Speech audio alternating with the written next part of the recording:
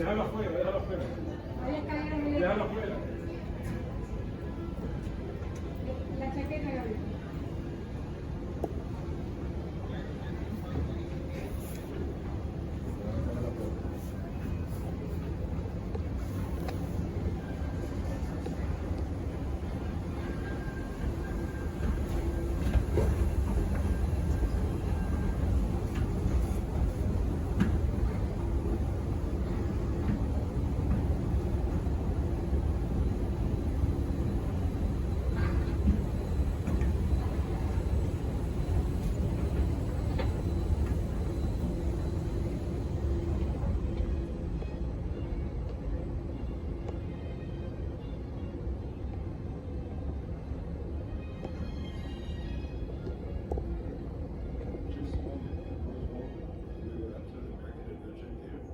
Once inside, please move towards the front of the theater, choose a row, and move all the way across, 2/3 of the way across. Our theater has been designed so that every seat offers a great view of the stage.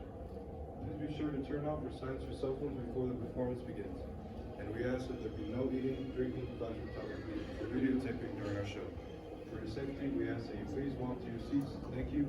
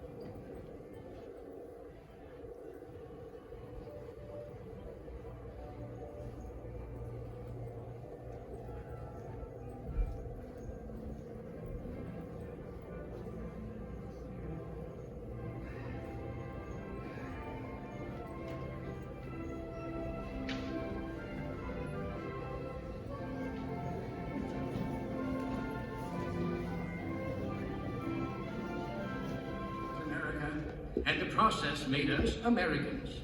A new breed, rooted in all races, stained and tinted with all colors, a singing ethnic anarchy. Then, in a little time, we became more alike than we were different. A new society. Not great, but fitted by our very thoughts for greatness. Excuse me, Mr. Twain. What's that? Perhaps you recognize those inspiring words from one of America's great writers. No, Dr. Franklin, I don't recall writing anything like that. Oh my, of course not. They're from the pen of John Steinbeck, back in the 20th century. Why, it seems he has nearly the same spirit as the founding fathers themselves. Well, listen to the proud elder statesman. Mr. Twain, pride is one of our national passions. Even those who overcome it are proud of their humility. Easy now. I was born honest. Fortunately, more often. Dr. Franklin is our genuine American antique. I suppose our story begins with you. Actually, it started long before even my time. It started when dreams and visions of a new world were shrouded in the myths and legends of an old world. Finally, through those early mists of uncertainty, sailed the first great adventurers. This tiny ship is the Mayflower, carrying pilgrims in search of their dream, a dream of religious freedom. So, if you pardon an old man's pride, for me, this is the beginning of the American adventure.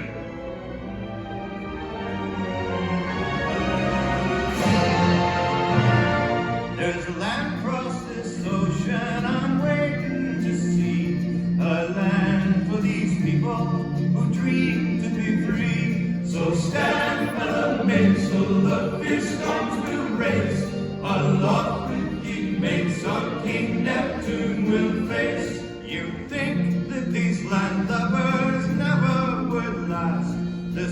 row of pilgrims, 12 week for the mass.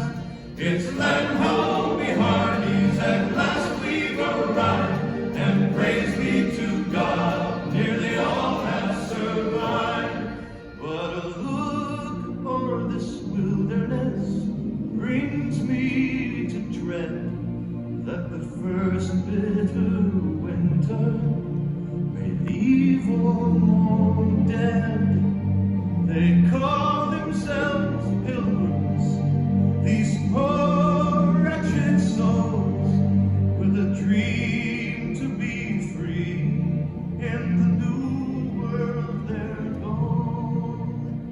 Yes, far from welcoming the early settlers, this land severely challenged them.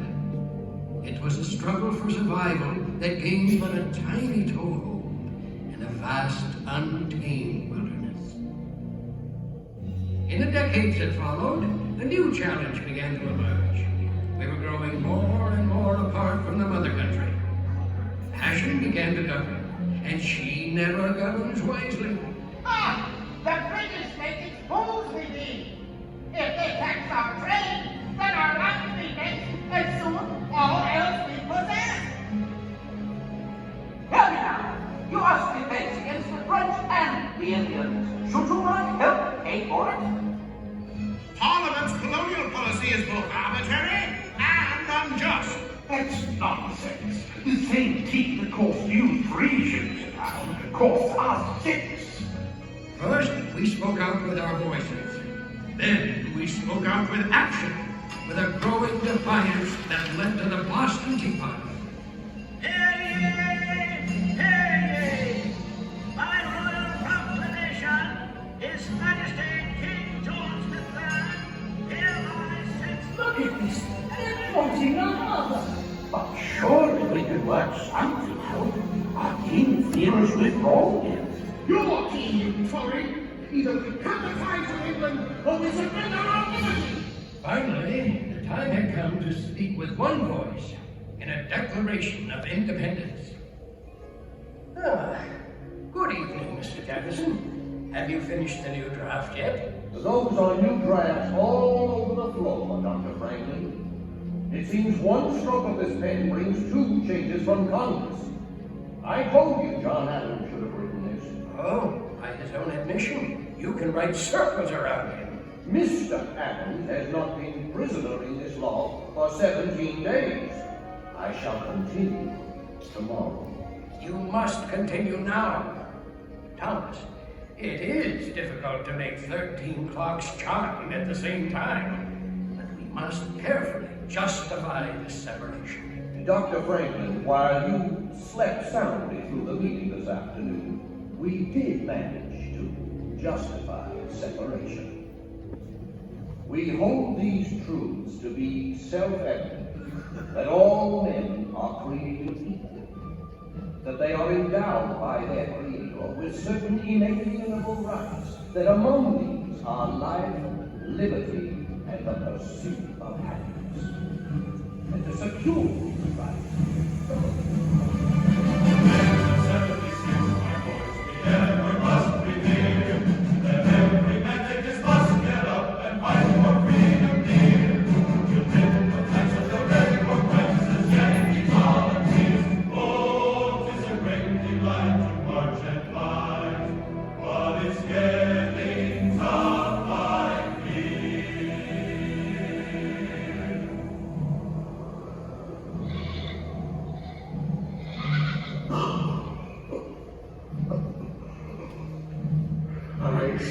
Spend another night again. At least you got shoes, mate. There's not a dozen left what can say that. Don't tell me, then. Tell the good general, then. Tell him that half his camp has got typhus, smallpox, or dysentery. And there be not a ration amongst us. Now we can forage for increments. Aye, while the English opening doors in our Philadelphians find food and drink. Tis a strange war we shoulder, George Washington. Congress sleeps warmly in New York. And the British army in Philadelphia. We freeze or starve to death here in Valley Forge.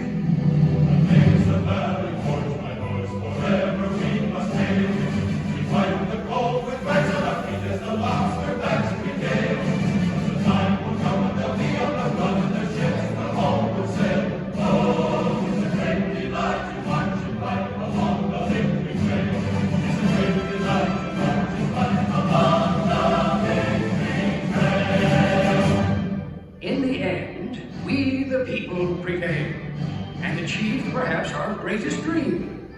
13 very different colonies became the United States of America, and we were free to become an entire nation of dreamers and doers. Westward bound, Dr. Franklin, to new frontiers. To the age of Samuel Langhorne Clemens. Well, I like to think Mark Twain was part of all that.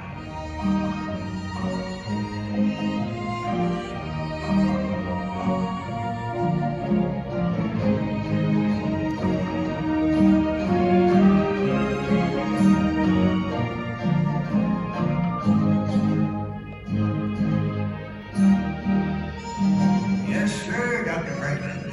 You founding fathers gave us a pretty good start, don't you know? We still had some things to learn the hard way. Seems a whole bunch of folks found out we the people didn't yet mean all the people. Folks like Frederick Douglass.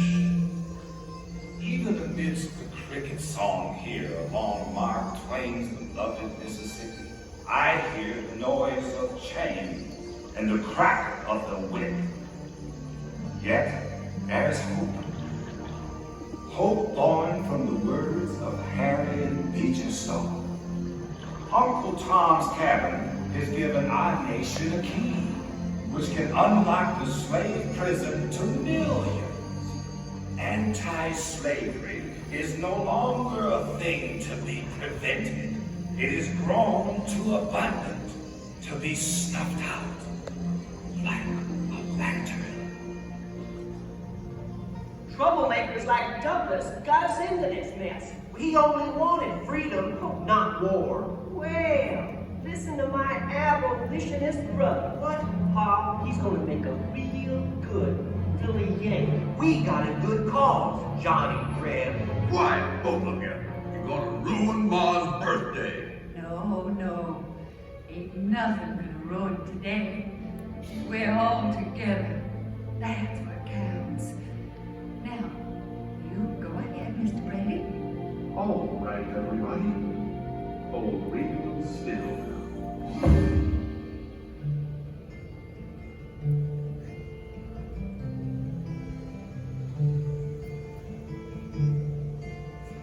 Two brothers on their way, two brothers on their way, two brothers on their way, one more blue and one more gray.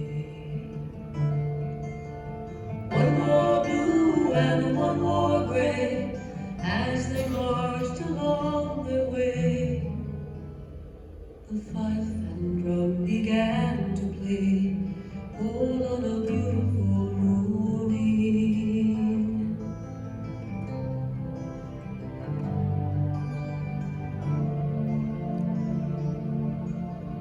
One was gentle, one was kind. One was gentle, one was kind.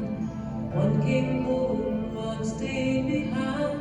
A cannonball don't pay no mind. Cannonball don't pay no mind if you're gentle or if you're kind. It don't think of the folks behind, all on a beautiful morning, all on a beautiful morning. At last, the terrible Civil War ended. The time had come to rebuild our shattered nation, and a new wave of immigrants would help us do it. From around the world they came, these new Americans, 1,000 noble courage from North Melville, all pouring into one. Seems there was a new dawn coming for the American adventure. Enough! Enough of your words. Let your new dawn completed the final sunset on my people's side. When I think of our condition, my heart is heavy. I see men of my own race treated as outlaws or shot down like animals. I hope that all of us may be brothers with one country around us and one government for all. From where the sun now stands, I will fight no more, forever.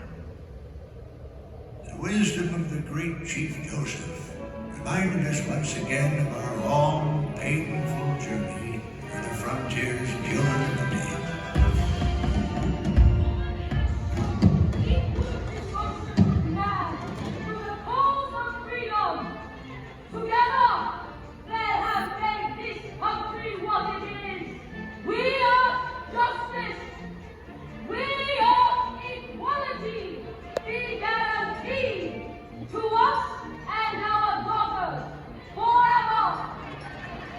Well, here we are, back in the heat of Franklin's Philadelphia again. We're 100 years old today. We came a long way in that first century. But like Susan B. Anthony, we're still speaking out. And why shouldn't we, Mr. Twain? As Tom Edison said, discontent is the first necessity of progress. Edison? Afraid I don't place the name. Edison's that young phonograph inventor. Why, this great hall is filled with new inventions. There's Otis elevators, Cole's magnificent steam engines. And don't forget me telephone, the true hallmark of progress. Aha! Behold the proud sky. That's right. Carnegie Steel built this place. I and it'll soon build a new concert hall for New York. Oh, Carnegie Hall, eh? It'll never last. Donating libraries. Andy, that's a grand idea. It's an age for grand ideas. An era for innovation. A dawn for new awareness. A time to challenge the frontiers of a new century.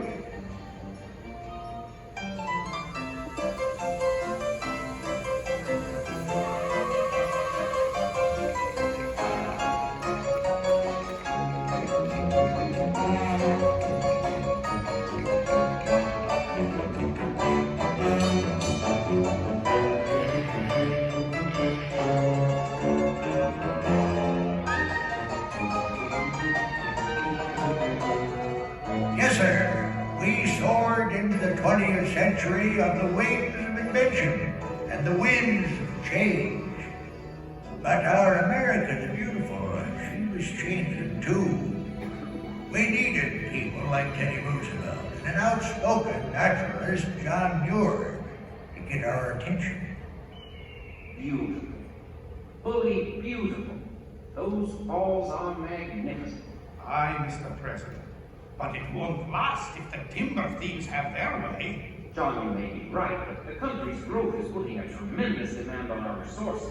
Any fool can destroy trees. Why, for more than 3,000 years, God has cared for our giant sequoias, saved them from drought, disease, avalanches, and floods. But He cannot save them from fools.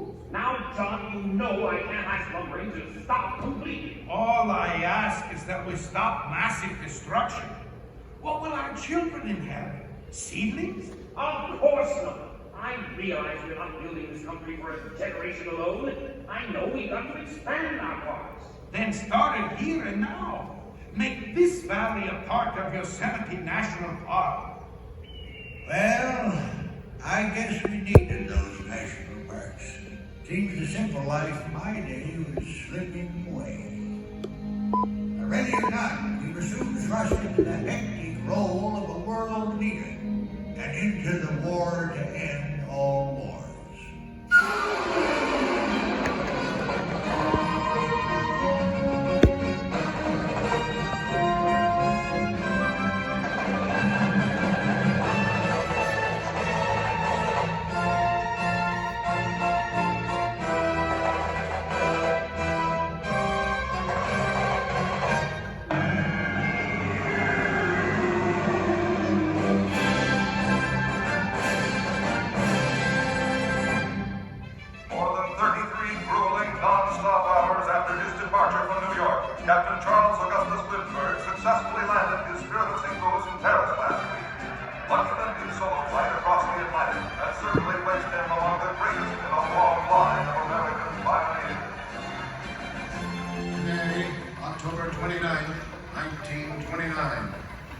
Street became America's greatest wall of rubble.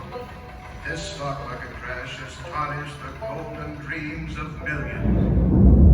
Once I built a tower to the sun, brick and rivet and lime. Once I built a tower, now it's done. Brother, can you spare a dime? Spare dime? Sure. Buy 4 of my apples, and I'll loan you back to 10 cents. Hey, Sam, I heard tell there's New York millionaires are selling apples too. You mean ex-billionaires, don't you? Hey, it looks like the storm is finally letting up. Yeah, maybe the Sunday drivers will come out hunting for gas. Ain't many folks will pay no 18 cents a gallon. Hey, listen, fellas, old FDR's been in all the way.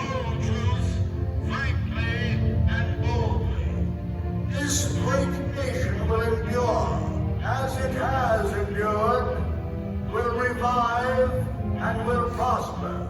So first of all, let me assert my firm belief that the only thing we have to fear is fear itself. Yeah, I sure hope he's right. Folks could use a little prosperity around these parts. Yes, sir. Before this depression, we sure have enjoyed special blessings. Oh, But you I know, think it that's seems Will to Rush. me that it was a mighty cocky nation. We've begun to believe that the height of civilization was an automobile, a radio, and a bathtub. Of course, now we're a whole lot smarter. Now Congress wants to trim down the Navy so it'll fit into the bathtub too. You know, it seems to me like we're the only nation in the world that waits till we get into the war before we start getting ready for it.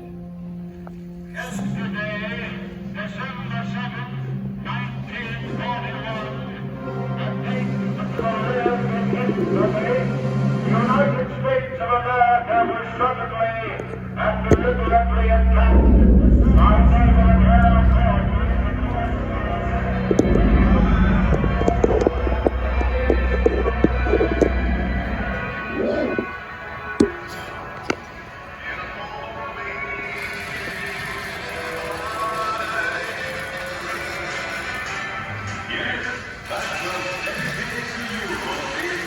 Tens of thousands of you across the face of America working tonight to keep our boys in the fight. To all of you out there, a very Merry Christmas. Well, Rosie, think you'll ever get this old top back in the fight? We'll sure try, Sailor. Hey, what did you fellas do? Let the whole Nazi fleet use you for target practice? No wonder they got us working double shifts. Great way to celebrate the holidays with our guides over there. You're up, Lee. You're ready to come home, you better find out.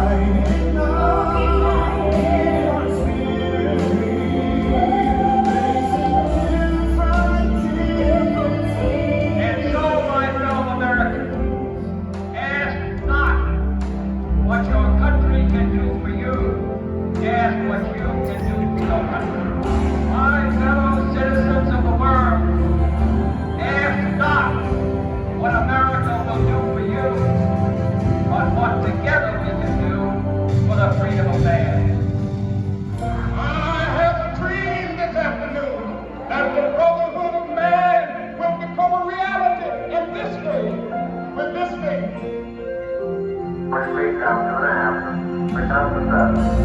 Four forward. Four forward. This is the right roll. Contact light. Okay, engine stop. Wake up, get down, Eagle. Guys, hold your place here. Eagle has landed. Restless one in a world of change, keeping dreams aloft in the rain.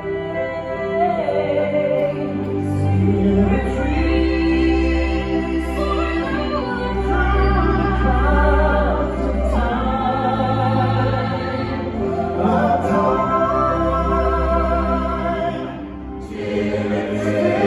it must be flying now, reaching to touch the sky.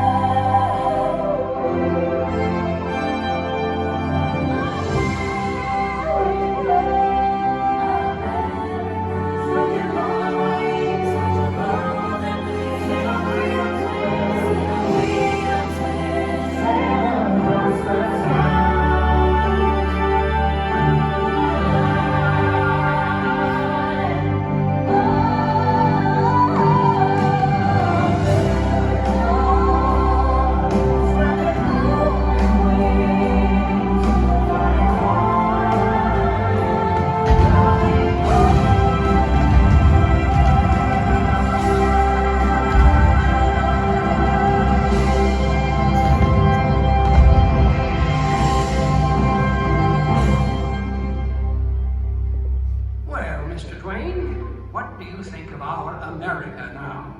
I think the founding fathers never dreamed of an America like this. Of course not. We weren't dreamers. We were visionaries. That is why our Constitution withstands the rigors of time.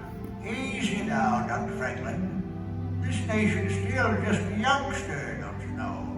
Why, some countries have been around for 50 centuries. We're barely into our third.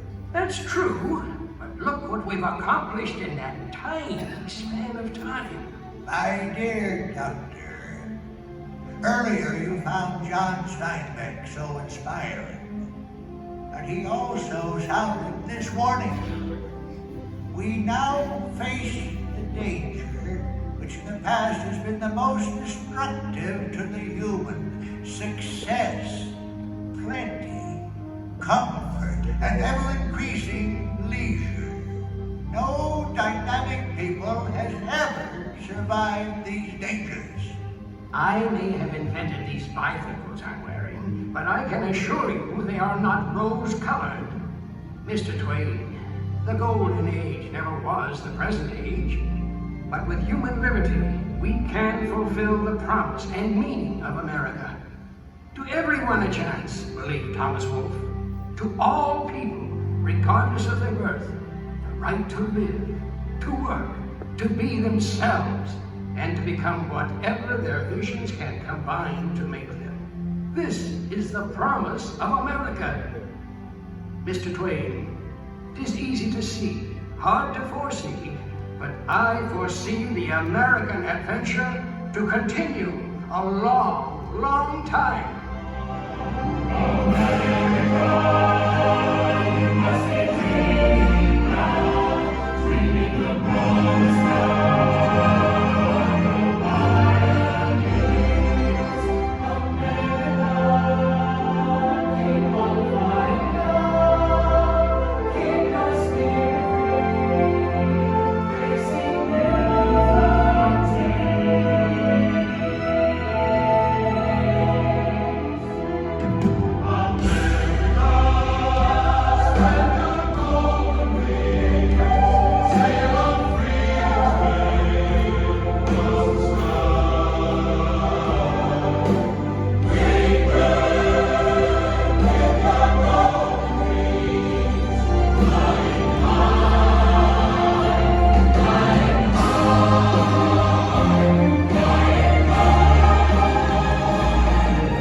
We